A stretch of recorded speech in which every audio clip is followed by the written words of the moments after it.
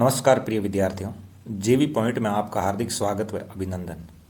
आज अपन कक्षा 6-7 प्रवाह हिंदी कार्यपुस्तिका जो 2024-25 में चल रही है उनके कार्यपत्रक 46 से 50 व आंकलन 8 को हल करेंगे। मैं उम्मीद करता हूं कि आपको ज़रूर समझ में आएंगे। मैंने अब तक कार्यपत्रक नंबर 1 से 45 तक हल करवा दिए हैं। आप यूट्यूब के प्लेलिस्ट में जाके उसे देख सकते हो। शुरू करते हैं आज का कार्यपत्रक नंबर 46 नंबर जो कार्यपत्रक है इसमें व्यवहारिक व्याकरण है, उससे संबंधित प्रश्न है वो आपको देखने को मिलेंगे।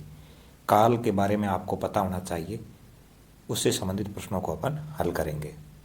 पहला जो प्रश्न है इसमें कि दिए गए वाक्यों के काल को समझकर सही विकल्प पर सही का निशान लगाइए। आपको काल को समझना है, फिर जो सही विकल्प है उस पर सही का निशान लगाना है। पहले का क्या देख लेते हैं कि वह सिनेमा गया होगा। तो इसको देखते हैं तो इसमें ऐसा आ रहा है कि वो गया होगा, यानी वर्तमान की बात है कि वो अभी गया होगा। तो ये वर्तमान काल की बात कर रहा है, तो इसमें कौन सा काल हो जाएगा? वर्तमान काल हो जाएगा। इसी तरह ख देख लेते हैं, तेज आंधी आई थी, यानी आई थी भूतकाल की बात है। तेज आंधी आई थी, कब आई थी? पहले कभी आई थी, इसलिए ये भूतकाल का वाक्य है। इसी तरह देखो, पिताजी भैया को पत्र लिखेंगे, यानी पत्र लिखेंगे, भविष्य की बात कर रहे हैं। पिताजी भैया को पत्र लिखेंगे, यानी भविष्य काल की बात हो रही है, तो इसमें भविष्य काल हो जाएगा। ये वाक्य किस प्रकार का वाक्य है, कौन से काल का वाक्य है? तो भविष्य काल का वाक्य है। चौथा देख लेते हैं, आरती पढ़ रही है, यानी आप अभी पढ़ रहे हो, मेरी क्लास को आप पढ़ रहे हो या सुन रहे हो, तो आप वर्तमान की बात कर रहे हो, वर्तमान में पढ़ रहे हो, तो इसमें वर्तमान काल हो जाएगा। इसी तरह अगले माह हम लोग घूमने जाएंगे, यानी अगले माह हम लोग घूमने जाएंगे, यानी भविष्य की बात हो रही है, भविष्य काल हो जाएगा। तो कौन सा काल हो जाएगा? भविष्य काल है, वो हो जाएगा। आगे देखते हैं प्रश्न नंबर 2। वाक्यों को निर्देशानुसार बदलकर पुनः लिखना है। जैसे मैं इस घर में रहता था, तो ये वाक्य भूतकाल का है। इसी तरह आप इसे पुनः बदल करके लिखना है कि मैं इस घर में रहता हूँ, यानी वर्तमान में रहता हूँ। इसी तरह आप भी वाक्य बनाओगे, मोर नाच रहा है, यानी वर्तमान की बात कर रहा है, मोर नाच रहा है, वर्तमान काल का वाक्य है। अब आप भूतकाल का वाक्य बनाओ, तो मोर नाच रहा था, ये भूतकाल का वाक्य बन गया। इसी तरह ख में देखोगे, आपने आज क्या खाया, आपने आज क्या खाया, यानी पहले की बात हो रही है, भाई आपने आज क्या खाया, तो ये भूतकाल का वाक्य है, पहले खा चुके हो तो भूतकाल का हो गया। अब आपको वाक्य बनाना है, तो आप आज क्या खाओगे, यानी भविष्य में, आगे भविष्य की बात हो रही, तो ये भूतकाल का वाक्य हो गया। इसी तरह ग को देख लेते हैं, वह कॉलेज में पढ़ती थी, यानी भूतकाल की बात है, पढ़ती थी, पहले कभी की बात हो रही है, पढ़ती थी। वह कॉलेज में पढ़ती है, वर्तमान काल की बात हो रही है। इसी तरह ग देखोगे, कल विद्यालय में छुट्टी है, कल विद्यालय में छुट्टी है, यानी भविष्य की बात हो रही है, कल भविष्य की बात हो रही है। कल विद्यालय में छुट्टी थी, भूतकाल की बात हो रही है। आगे कल हम दिल्ली जाएंगे, तो ये कैसा वाक्य है? भविष्य काल का है, भविष्य में हम जाएंगे, तो वर्तमान काल का वाक्य बनाना है, तो कैसे बनाओगे? हम दिल्ली जा रहे हैं, ये वर्तमान काल का वाक्य है, हम दिल्ली जा रहे हैं। इस तरीके से कार्यपत्रक नंबर 46 पूरा होता है। और कार्यपत्रक 47 को देख लेते हैं। होर्डिंग में दी गई सूचना को समझ पाना। नीचे दिए गए पोस्टर को ध्यान से पढ़िए और प्रश्नों के उत्तर दीजिए। पोस्टर में लिखा हुआ है, स्वच्छ भारत मिशन, कूड़ा डालें सिर्फ कूड़ेदान में। इस बात का रखें ध्यान, पेयजल और स्वच्छता मंत्रालय भारत सरकार, ये पोस्टर में लिखा हुआ है। अब आप इससे संबंधित प्रश्नों को देखोगे तो यहाँ क्या है कि ये विज्ञापन जारी किया गया है, ये विज्ञापन है, ये जारी किया गया है किसके द्वारा? शिक्षा मंत्रालय द्वारा है, या पेयजल एवं स्वच्छता मंत्रालय द्वारा है, पाठ्य पुस्तक मंडल द्वारा है, या स्वास्थ्य मंत्रालय द्वारा है? तो ये विज्ञापन है पेयजल और स्वच्छता मंत्रालय द्वारा जारी किया गया है। यह पोस्टर संदेश दे रहा है, किस बात का संदेश दे रहा है? पढ़ने का दे रहा है, खेती किसानी का दे रहा है, कूड़ेदान का उपयोग का दे रहा है, या रोजगार की गारंटी का दे रहा है? तो ये पोस्टर कूड़ेदान का उपयोग कैसे करना चाहिए उसकी जानकारी दे रहा है। आगे देखते हैं प्रश्नों को, और 3 नंबर प्रश्न को देख लेते हैं। तीसरा प्रश्न है कि पोस्टर में दिए गए चित्र के अनुसार हमें क्या क्या करना चाहिए और क्या क्या नहीं करना चाहिए। तो इस कूड़ेदान के लिए हमें क्या क्या करना चाहिए, यानी कूड़ा जो होता है या जो भी कचरा होता है उसके लिए कूड़ेदान यानी कचरा पात्र का उपयोग करना चाहिए। हमें सार्वजनिक व निजी स्थान पर कूड़ा है वो नहीं फेंकना चाहिए, ये हमें करना चाहिए। आगे देखते हैं 4 नंबर को, यदि हम कूड़ेदान का उपयोग नहीं करेंगे तो क्या होगा? तो कई प्रकार की बीमारियां फैल जाती है इससे, मलेरिया, चर्म रोग जैसी बीमारियां भी देखने को मिलती हैं। जब हम कूड़ेदान का प्रयोग नहीं करेंगे, कचरे पात्र का प्रयोग हम नहीं करेंगे तो बहुत सारी बीमारियां फैलने की समस्या रहती हैं। 5वां देख लेते हैं, स्वच्छता से संबंधित कोई 2 स्लोगन आप भी लिखिए। स्लोगन लिखना है, पहला सुख निरोगी काया, सुखी तन सुखी मन। इस तरह स्लोगन और भी आप अपने मन से स्लोगन बना सकते हो, जैसे यहाँ 2 स्लोगन मैंने लिखे हैं। आगे कार्यपत्रक नंबर 48 को देख लेते हैं, संवेदनशील बिंदुओं पर अपनी बात लिख पाना। तो यहाँ आप देखोगे चित्र के माध्यम से क्या दिखाई दे रहा है इस चित्र में। तो पिंजरे में बंद 2 तोते दिखाई दे रहे हैं, सबको पता है कि इस पिंजरे में क्या दिखाई दे रहे हैं, पिंजरे में बंद 2 तोते हैं वो दिखाई दे रहे हैं। दूसरा देखोगे चित्र 1 में पक्षी क्या महसूस कर रहे हैं। इसके अंदर पक्षी जो दिख रहे हैं आपको वो क्या अनुभव कर रहे हैं, क्या महसूस कर रहे हैं? तो ये पक्षी अपने को बंधन में बंधा महसूस कर रहे हैं कि हम बंधन के अंदर बंधे हुए हैं, ऐसा वो महसूस कर रहे हैं। चित्र 2 में पक्षी क्या कर रहे हैं, चित्र 2 देख लो, 1 में देखा तो चित्र 2 में देखो पक्षी क्या कर रहे हैं। तो पक्षी है वो क्या कर रहे हैं, आकाश में उड़ रहे हैं। चित्र 2 में पक्षी क्या महसूस कर रहे हैं, यह पक्षी अपने आप को स्वतंत्र महसूस कर रहे हैं कि हम बिल्कुल स्वतंत्र घूम रहे हैं। 5वां, आपको कौन से चित्र के पक्षियों की स्थिति ठीक लग रही है? ऊपर भी आपने चित्र देखा पक्षियों का जो बंद पिंजरे में थे, दूसरे आकाश में खुले विचरण कर रहे हैं, उड़ रहे हैं। तो आपको कौन से पक्षियों की स्थिति अच्छी लगी? तो आप मुझे बताओ कौन सी स्थिति अच्छी लगेगी।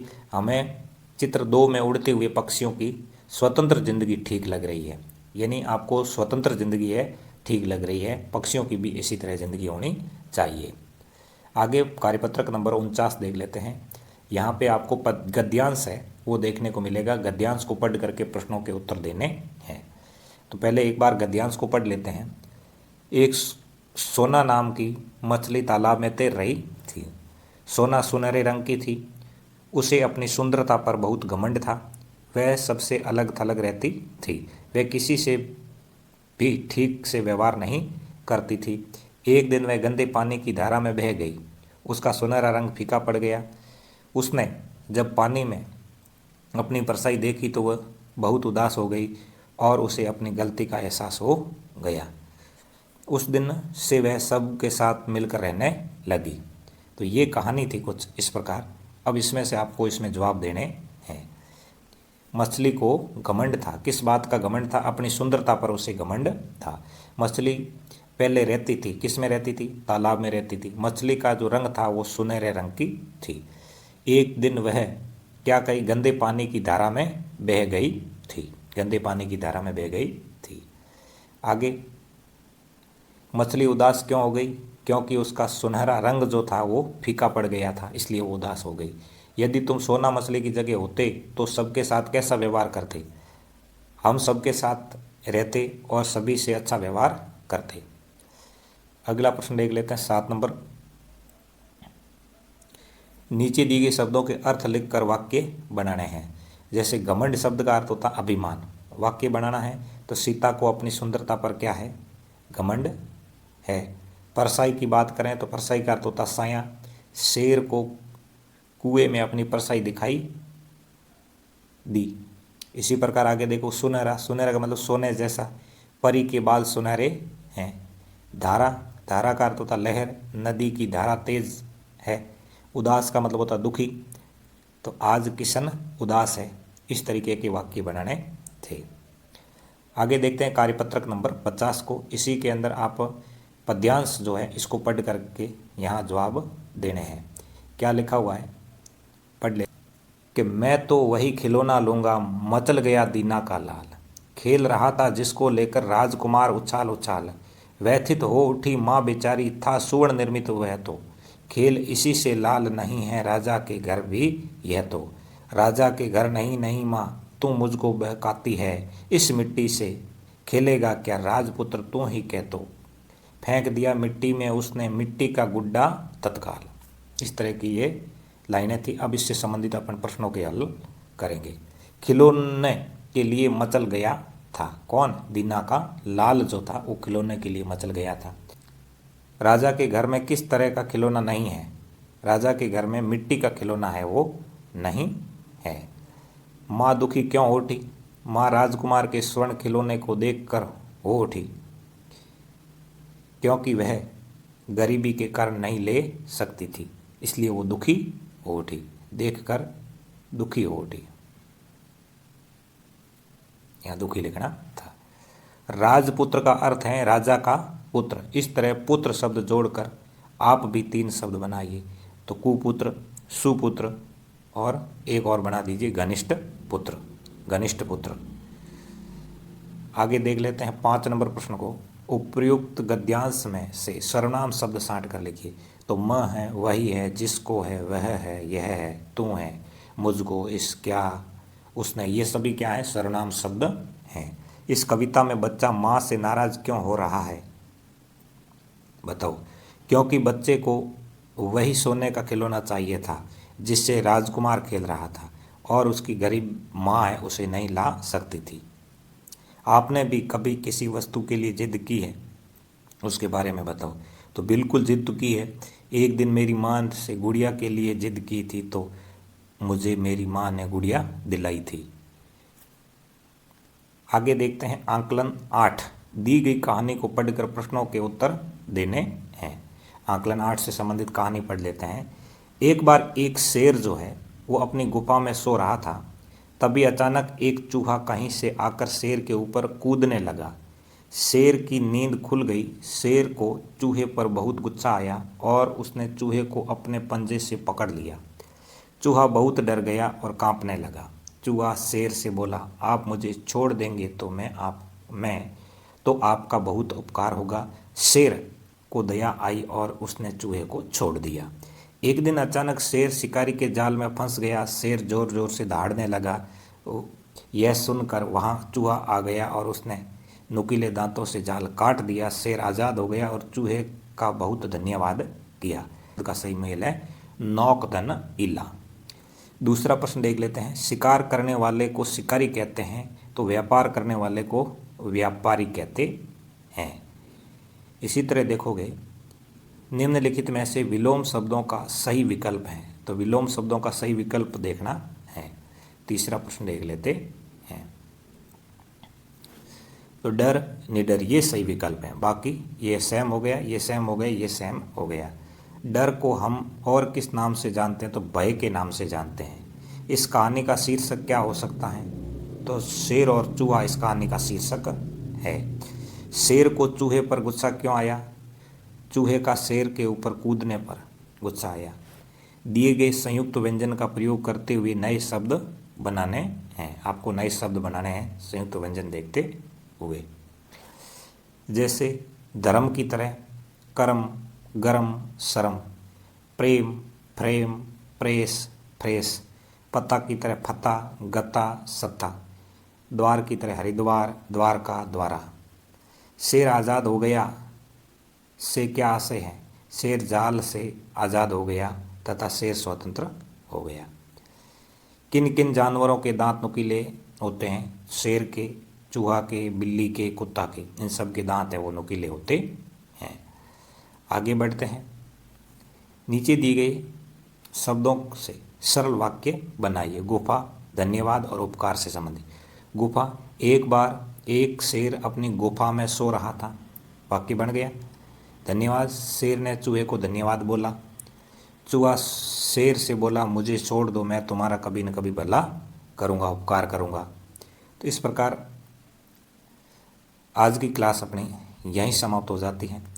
अगर मेरी मेहनत आपको पसंद आए तो वीडियो को लाइक, शेयर और कमेंट ज़रूर करें। इस चैनल पर आप अगर नए हो तो वीडियो को सब्सक्राइब कर लीजिए ताकि आगे आने वाला कोई भी वीडियो आए तो आपको नोटिफिकेशन मिल जाए। अगली क्लास आए, तब तक के लिए जय हिंद, जय भारत।